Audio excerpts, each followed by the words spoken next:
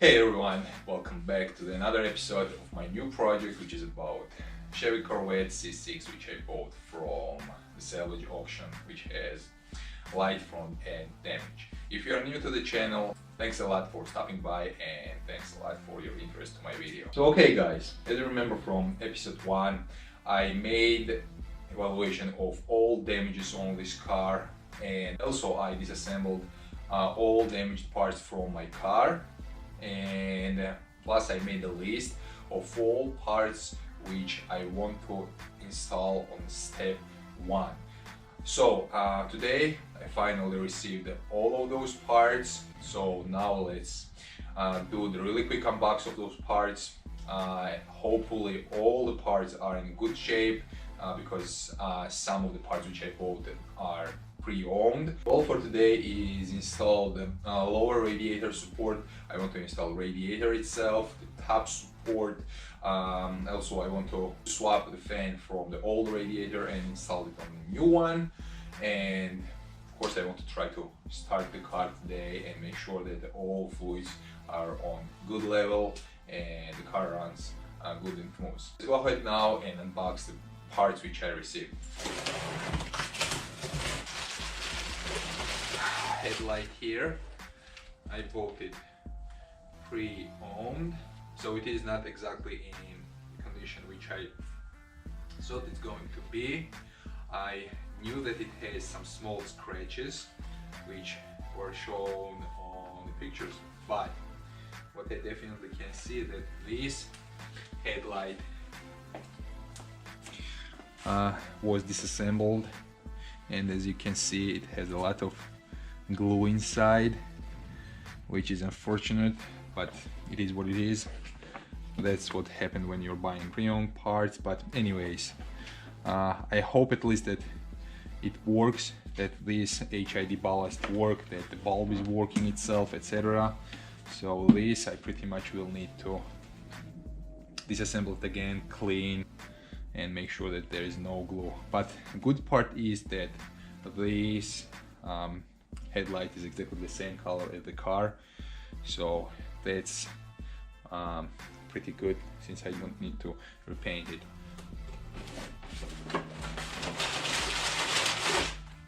What's that? Oh, okay, so this is the inner panel for the fender, which sits inside the fender like this, next to the small grill, and it prevents dirt and water to go straight on the ECU.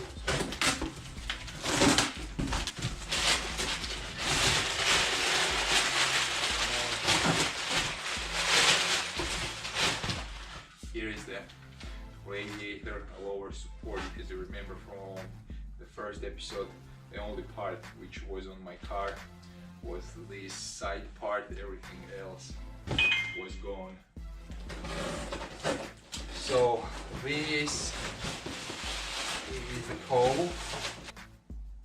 Yeah, it's the used one, but it's in pretty good shape. Windshield wipers. Okay, those ones are pre-owned as well.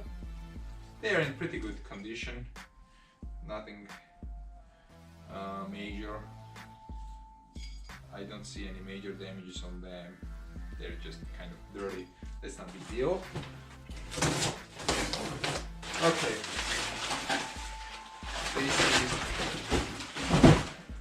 This is the radiator top support. This one is the front shock absorber. Okay. The last box is this. Sure, it is radiator. I really don't like that it has some damage on the box right here, and hopefully there is no damage on the radiator itself. Okay guys, the radiators have the small difference, and the difference is that my radiator which I removed from my car doesn't have the oil coolant lines, and the new which I bought has those connectors. That's probably for automatic transmission, but since my car has manual transmission, of course it doesn't have these connectors. So I'm pretty much sure that I can use this radiator on my car. I will just insert some kind of plugs inside, just lock it to make sure that there is no dirt collect inside the radiator. Other than that, I will just swap the fan. I will take it from my old radiator and install on the new one. So that's pretty much it for unboxing now. I'm going to start assembling parts. First I want to install this radiator lower support, and then I will move to the radiator itself. I will swap the fan. So stay tuned guys, and let's go ahead start assembling this baby.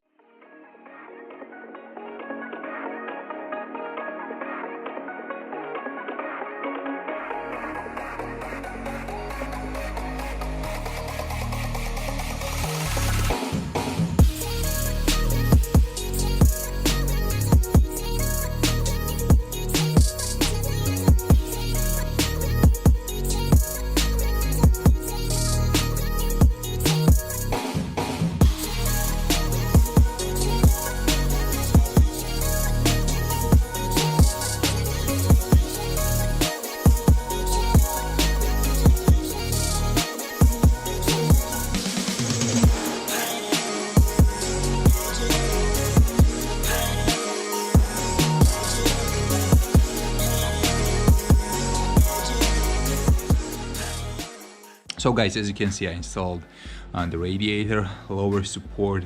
It's pretty simple process. It's only 4 bolts, 13mm bolts, and the radiator support is installed. Now I will go ahead and start swapping this fan from old radiator to new one, and then I'm going to install the new radiator on my car.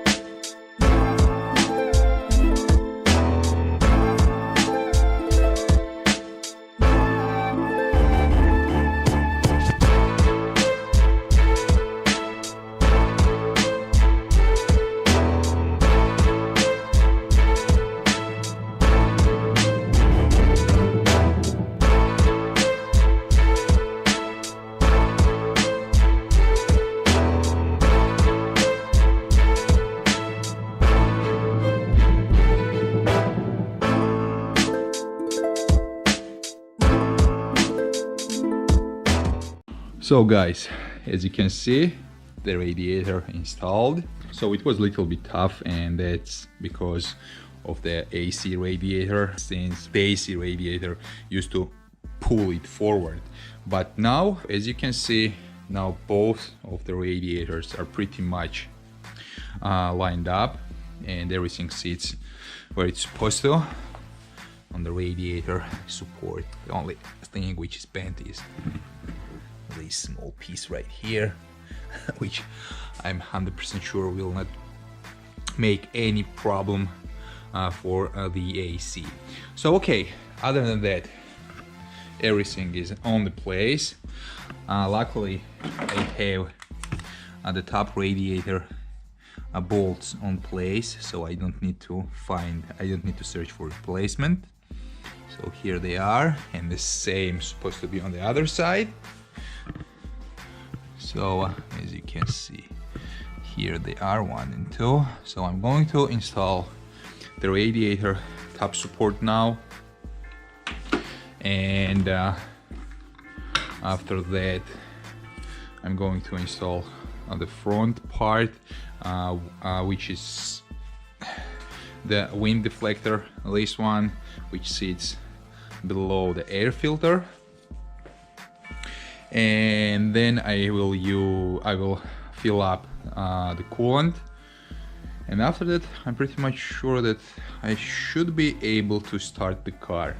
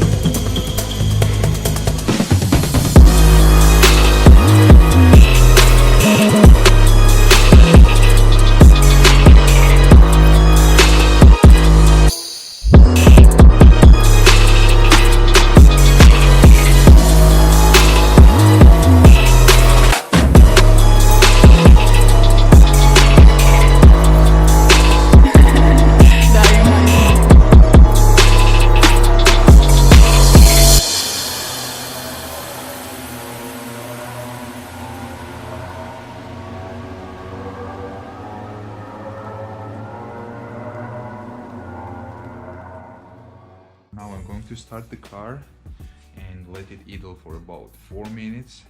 Then I need to shut it off, add some coolant, make it run again, start the car again, run it for about 1000 or from 1 to 2000 RPMs for about 1 or 2 minutes. Then I need to let it cool down and fill up the tank again. So okay, let's go ahead now and start the car. Stay here for now.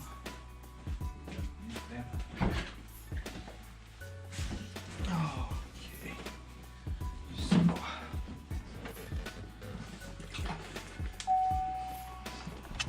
I need to remove this guy from here.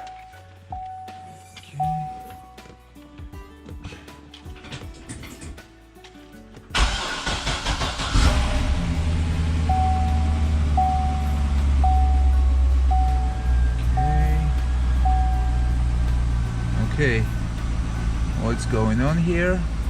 Okay, all messages on dashboard are off, which is perfect. Okay, which means that no airbag. I mean, when I remove the front collision sensor, good that I removed the battery clamp, so I don't have any kind of problem with the airbag system now. The check engine light is off. That's perfect. It was off, but anyways. Okay, now I need to let it idle for 4 minutes. It's 12:02. I will let it idle till 12:06 and then shut it down.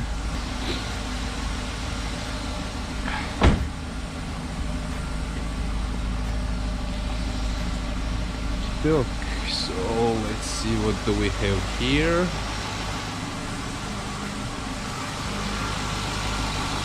Yeah, I see definitely that the coolant level is lower now, which is good, which means that from the third tank and the coolant went to the system. That's perfect. So the fan is completely free of wires. That's good. So let's make sure that there is no leaks. Okay, everything seems good. Okay, so let's wait till 12:06. It is 12:03 now. Let's wait till 12:06 and then add some coolant. Okay, so it is 12:05 now, and I got the message that check coolant level because the coolant is low for sure. I will need to add it. Okay, so it's 12:06. I'm going to shut down the car now. Okay, so let's check what's going on.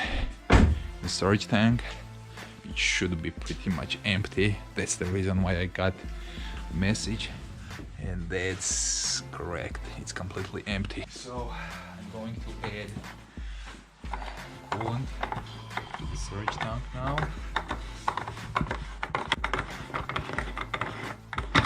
Oops. Okay, here we go.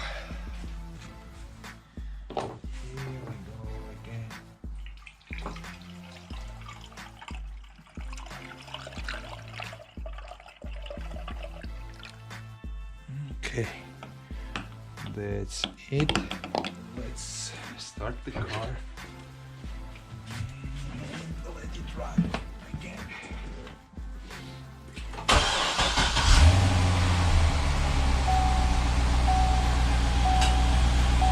Okay, let's start.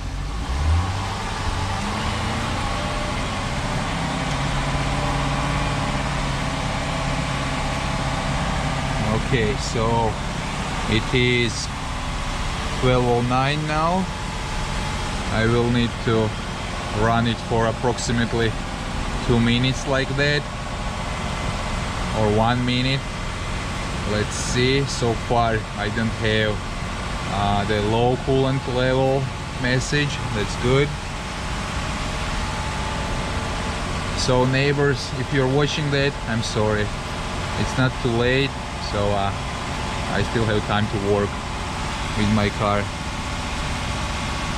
It's 12:09 still. Coolant level, the temperature of coolant, it doesn't go up too high. It is more than 1 minute now. I'm going to let it idle for a second. Okay. And now I need to shut it down and see what's going on with the coolant. Okay. Let's check it out. So, as far as I see, yeah, the coolant is completely empty now. That's good, which means that I need to let it cool down now and add another. I think it will take maybe a few quarts now, and the system should be full. So okay guys, let's do really quick go through this video. So what I did today is I installed the radiator lower support. I installed the brand new radiator. I straightened this AC radiator. So I installed the radiator top support. Yeah, and yeah, I installed the front shock absorber. Other than that, so the leftover parts which I was not be able to install today is the front cowl and windshield wipers, since those parts are supposed to be installed after the fender installation, since they're sitting on top of the fender.